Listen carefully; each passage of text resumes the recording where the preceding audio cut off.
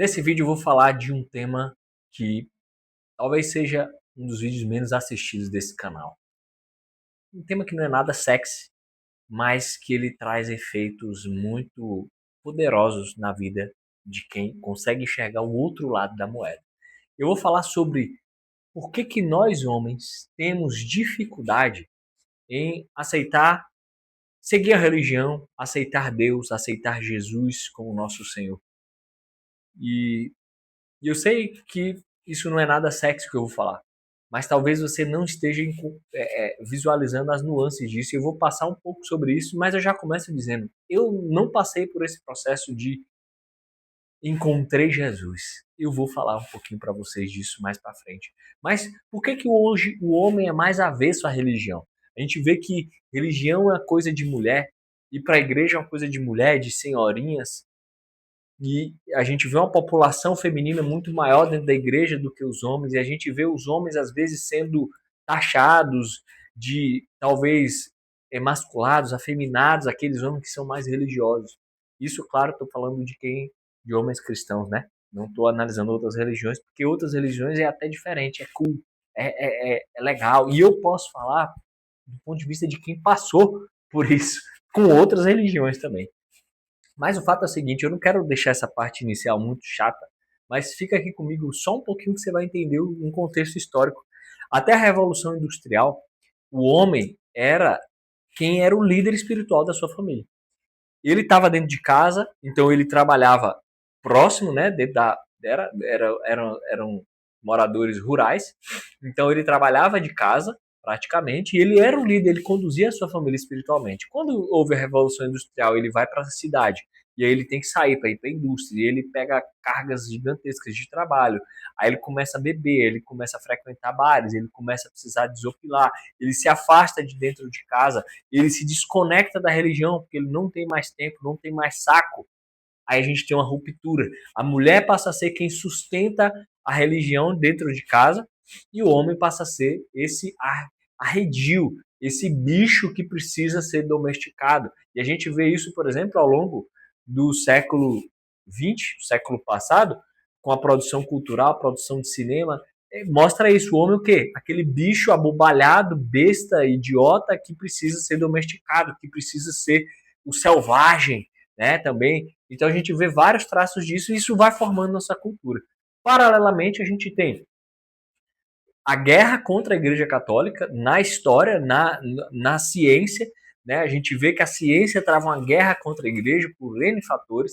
Aí a gente cresce, eu, você que está assistindo aqui, a gente cresce aprendendo que a Igreja é a grande vilã do mundo, aprendendo que é, acreditar em sobrenatural é coisa de bestão, de bobão, porque se a ciência não explica é porque não tem explicação.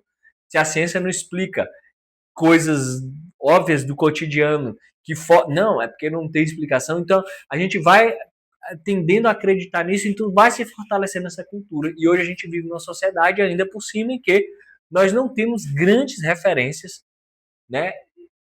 Não crescemos com grandes referências de homens religiosos na maior parte das famílias. E eu falo da minha, não sei a sua.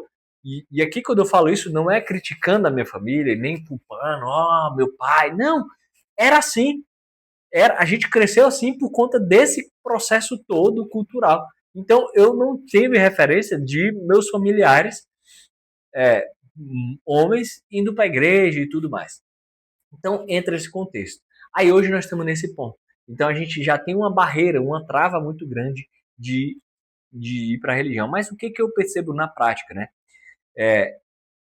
Aconteceu esse movimento comigo.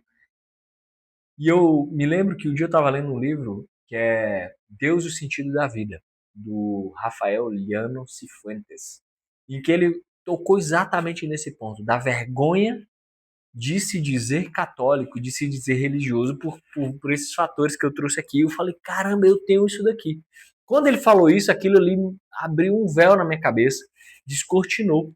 Mas não me resolveu da noite pro dia. Eu continuava tendo vergonha, e aí eu fui me aproximando.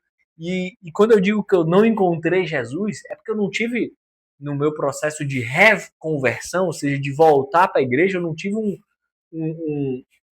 aquela coisa de, meu Deus, sabe? Aquela experiência Não, o meu retorno para a igreja foi racional, foi estudado e racionalmente, curiosamente, olha só. E o padre Paulo Ricardo, ele explica muito isso, né? Que de fato a fé, ela é fortalecida pelo intelecto e pela razão. A gente acha que são duas coisas separadas, mas não. Quanto mais você conhece uma coisa, mais você entende racionalmente, mais o seu intelecto absorve aquilo ali, mais condições você tem de desenvolver a fé. E foi esse processo que aconteceu comigo. A minha fé hoje, que eu diria que é uma fé ainda na fase infantil da infância, ela é uma fé que veio do intelecto, veio do conhecimento e do estudo. E ela é alimentada e nutrida, claro, por uma série de outras questões sobrenaturais que vão acontecer no nosso dia a dia que a gente começa a olhar de modo diferente. Então, mas assim, o que de efeito prático que isso traz pra gente? Primeira coisa, cara, o homem tem um problema sério em ajoelhar-se para outro homem. Já parou para pensar que normalmente o cara vai até para missa, mas aí na hora de ajoelhar ele fica lá, ou cruza a mão para trás, né? Tem dificuldade em reverenciar, né? Tem dificuldade de se curvar. Isso está um pouco dentro de nós, de certa forma ali no vem do próprio pecado original, que ele nasceu da soberba, da vontade de ser Deus, né? Da vontade de querer fazer o que Deus faz. Então ainda está um pouco entranhado na gente, para dizer muito, na verdade. E e aí a gente tem essa dificuldade, o homem ainda mais. Só que nós não compreendemos ainda qual o poder que tem dentro de uma família nós assumirmos esse papel de líder espiritual. Porque a gente se descolou. Tem 300 anos de história descolada entre o que era ser líder de família, espiritualmente falando, e hoje. E, cara, a gente viu o quê? Primeiro, a formação dos filhos. Filhos muito mais enraizados, muito mais pé no chão. Hoje a gente tem, por exemplo, famílias que crescem sem isso, é, sendo vítimas de, por exemplo, crianças sem norte, sem destino, sem orientação na vida, sem saber em que acreditar, relativista, pode tudo. Então a gente vê um desmonte psicológico dentro das crianças e dos adolescentes. E um dos motivos é esse, claro, que as famílias crescem sem esse norte, sem essa condução espiritual, espiritualmente falando ali. Aí, por outro lado, nós temos também inúmeros homens sem um sentido na vida. Aí você vem fazer, pô, Fabrício, você quer falar disso, cara? Quantos padres a gente vê hoje aí tirando a própria vida? Se fosse assim, não teria isso. Não, isso é assunto para outra situação. Quanto mais a pessoa se eleva espiritualmente, quanto mais ela bota a cabeça para fora, mais ela toma pancada, mais ela é alvo. E eu não estou dizendo alvo de gente, né? De carne e osso. Você me entende o que eu estou querendo dizer. Aí é outros 500, outra conversa. Mas o fato é, nós estamos muito mais expostos ao contrário. E o que eu percebo, por exemplo, no meu processo de conversão, depois que eu voltei, e cada vez mais, assim, eu sempre busquei que a minha prática religiosa e católica ela fosse espiritual. Em que sentido? Que ela não ficasse só no sacramento, que ela não ficasse só aí ali naquela coisa protocolar de ir para a igreja, fazer orações. Inclusive, quando eu voltei, eu tive muita dificuldade. Justamente, cara, pô, qual é o sentido de ficar ali num texto, sabe? Mas hoje eu entendo de uma maneira completamente diferente, que aquele é apenas um dos tipos de reza, né? Não é nem não chega a ser uma oração, mas é um dos tipos de reza. Então, assim, eu voltei com uma pegada muito mais espiritual, de justamente de buscar esse contato íntimo interior. Porque se vocês forem parar para ver, e uma coisa muito interessante que eu descobri, por exemplo, tudo que eu procurei no espiritismo, em religiões orientais, de respostas, a gente tem aqui dentro do catecismo da Igreja Católica. E uma delas é que a nossa consciência é o vigário de Cristo na Terra.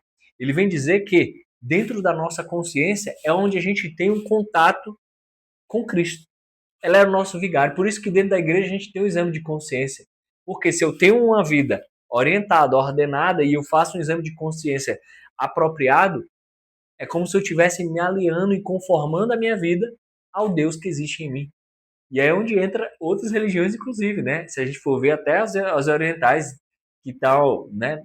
O hype e tudo. E eu também passei por elas, já me interessei, já tive inclinação. Ou seja, a gente busca isso e isso existe dentro da Igreja Católica. Só que nós crescemos muitas vezes vendo o quê? Vendo as pessoas só vivendo a religião de modo protocolar. E o grande problema é esse, nós nunca fomos ensinados diferente. Nós nunca fomos ensinados, por exemplo, que para a gente desenvolver a nossa fé, a gente tem que estudar. Como é que você vai ter fé por algo que você não conhece? E como que a gente pode conhecer? Como que a gente pode conhecer Deus? Como que a gente pode conhecer Jesus? Essa semana, por exemplo, que é a Semana Santa que eu estou gravando, como que a gente pode conhecer? Lendo. É a nossa fonte, uma das fontes é essa, lendo. Outras fontes são, né, ouvindo isso aqui, mas é buscando criar relacionamento. E a gente cria como? Conhecendo. A gente cria amor e aumenta a nossa fé conhecendo. Por exemplo, agora, véspera de Semana Santa, de Páscoa, o que eu estou fazendo? Eu peguei os 4 evangelhos e começando na segunda-feira, cada dia eu estou lendo somente a passagem, a parte da paixão de Cristo, de todos os evangelhos até a ressurreição. Dos 4 evangelhos. Ou seja, eu estou buscando me conectar com aquele momento e cada vez que eu leio, eu me conecto mais com Cristo. E isso tem um crescente na vida. Isso vai fazendo com que a gente tenha mais clareza para tomar decisões, com que eu não comece um vídeo como esse sem fazer uma oração, com que eu não comece um dia de trabalho sem entregar e sem pedir guiança para Deus. Ou seja, o grande ponto é, nós não aprendemos a viver uma religião, a viver uma fé. E é o que eu estou reaprendendo e revivendo nos últimos quase 6 anos agora. E é isso que tem acontecido comigo. E eu aprendo como? Lendo, estudando, conhecendo. Só que nem todo mundo vai precisar fazer isso, mas é importante que você conheça, é importante que você saiba que tem mecanismos dentro da própria igreja para isso. Mas o grande ponto é que quando os nossos filhos, eles veem os pais dele, repara, para nossos filhos nós somos quem? Os grandes heróis. Até os 5 anos de idade, o que o pai não souber é porque não existe no mundo. O que o pai não suprir ali para aquela criança de segurança é porque eles nos veem assim, por piores que sejam os pais, eles enxergam assim. Porque para eles os pais são os dominos, dominam a vida que eles querem um dia dominar. Isso até os 5 anos. Dos 5 aos 10 vai mudar um pouquinho, dos 10 para frente esquece. Aí é outro patamar que a gente atinge. Mas qual é o efeito para uma criança que tem um pai como um Deus, enxergar o pai se ajoelhando para um homem, para um outro homem, e se colocando de peito aberto, de forma humilde e de cabeça baixa para outro homem. Isso para a criança é extremamente ordenador da vida psíquica da criança, que mostra para ela que aquele Deus que ela acredita ser Deus, ele segue um outro Deus. E isso lá na frente vai fazer muita diferença na vida dessa criança, na vida desse adulto que a gente está formando. Então, assim, são inúmeros aspectos.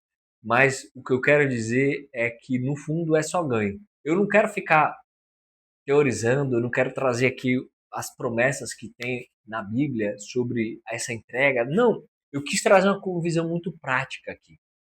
E a visão prática e realista é que quanto mais eu me entrego, quanto mais eu me esforço em falar em conversar com Deus, em ganhar essa intimidade, em falar para Ele, cuide da minha vida, porque, cara, sozinho eu só fiz besteira. Sozinho, da minha cabeça, só foi tiro pela culatra. Cuida da minha vida. Quanto mais eu falo, mais eu entrego, mais as coisas vão acontecendo na vida. Só que eu não quero também deixar aqui algo casuístico, algo de negociação, né? De que, ó, se eu fizer isso, minha vida vai melhorar. Não, não é isso. Porque não se trata isso. O catolicismo não é isso. Não estamos falando de teologia da prosperidade aqui. A gente prospera sim em outros aspectos que podem ou não vir acompanhados do material, mas pouco importa. Porque vamos só parar para pensar, vamos lá atrás, na história. Quem foi o pai de Jesus nessa terra? José. Foi o pai que recebeu, educou, foi o pai que ordenou Jesus na vida dele, foi a quem Jesus obedeceu, foi Jesus. Quem era José?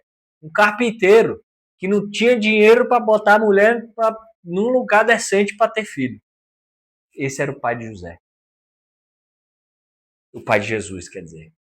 Quem foi que Jesus escolheu entre os 12? Só tinha, que eu saiba, um que era o cheio do dinheiro, que era o publicano, que depois abriu mão de tudo, que era Mateus. Os outros todos eram pescadores, aí tinha um arquiteto, talvez tivesse uma posição, mas os outros todos eram pescadores, gente simples, humilde. Então, assim, não estou falando que a vida vai mudar nesse sentido, mas pode melhora de uma forma em que supre essas coisas. E se você tiver, claro, ganhos materiais, você vai agradecer, vai honrar e vai usar dele para o bem. Mas se você também não tiver, isso não vai te fazer, né? Não vai fazer de você uma pessoa pior, não vai fazer de você uma pessoa desvalida por Deus, pelo contrário. Às vezes, o material, a riqueza e tudo mais é um grande peso e entrave para o crescimento espiritual da pessoa. Então, não coloque isso, mas sim, a vida melhora em todos os sentidos. O casamento melhora, o relacionamento com a sua esposa vai melhorar, com seus filhos, com as pessoas ao seu redor. Você vai deixar de ser chato, cara. Eu deixei de ser chato. Claro, eu sou chato ainda pra cacete, mas eu deixei de ser muito chato. Eu era muito chato. Eu era muito pé no saco. Eu não me aguentava. Eu tô falando a verdade. Explosivo, reclamão, murmurão, mimado. Isso tudo é quando a gente tem uma vida nesse sentido, sem uma guiança espiritual, sem botar o nosso joelho no chão na frente de outro homem, que no caso esse outro homem é Jesus. Ou seja, a gente viveu descolado da religião e dessa espiritualidade por conta dessa questão histórica. Mas a gente tem uma chance aqui agora. Quando o seu relógio parar, já era. Aí agora já vai ser tarde para chorar o leite derramado. Mas aí enquanto o relógio tiver, enquanto a vela estiver queimando, a gente está ali com ela, recebendo aquela cera quente e se fortalecendo. E o Fortaleza Paterna, ele vem muito nessa pegada, né? Do fortalecimento que ele começa de dentro, é espiritual. É claro, é físico, já falei, mas ao mesmo tempo é muito mais importante ele ser espiritual, ele ser emocional, é a gente deixar de ser um adulto que parece que tem 15 anos de idade, que vira chacota em filme por aí. Pode ver os filmes. Homem é chacota, sabe? E é sobre isso. É sobre a gente se ordenar. Eu gostaria de trazer esse vídeo aqui. Se você chegou até aqui esse momento, você é um grande guerreiro. Quero te dar o meu abraço aqui. Tem aqui embaixo algum link. Vai ter meu WhatsApp em algum lugar. Tem no Instagram, Fortaleza Paterna. Me manda uma mensagem. Se precisar de qualquer coisa, conte comigo. E Deus abençoe você e sua família. E até o próximo vídeo.